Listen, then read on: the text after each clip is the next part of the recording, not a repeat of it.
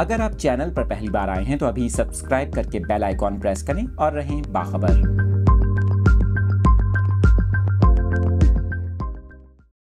अफसोसनाक खबर आपके साथ शेयर कर रहे हैं। कराची से ईद उल फितर पर सैर व तफरी के लिए साहिल पर आने वालों की खुशियां गम में बदल गईं। आपको बताएं कि समंदर में नहाते हुए 2 नौजवान डूबकर जाँ बहक हो गए। इस हवाले से मीडिया रिपोर्ट्स में बताया गया है कि कराची में ईद उल फितर के दूसरे रोज़ मनोड़ा के करीब समंदर में नहाते हुए 2 नौजवान डूबकर जान की बाजी हार गए।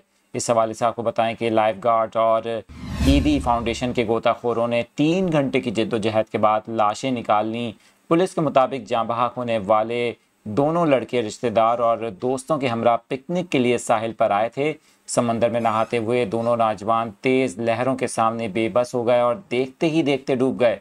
आपको बताएं कि जाँ बहक होने वालों में 22 साला अब्दुल कलाम और 23 साला गुलाम बशीर शामिल हैं। इस हवाले से पुलिस ने बताया है कि अब्दुल कलाम और गुलाम बशीर दोनों का आबाई ताल्लुक़ खैबर पख्तूनख्वा से था। पुलिस ने ज़रूरी कानूनी कार्रवाई के बाद लाशें अहले खाना के हवाले कर दी।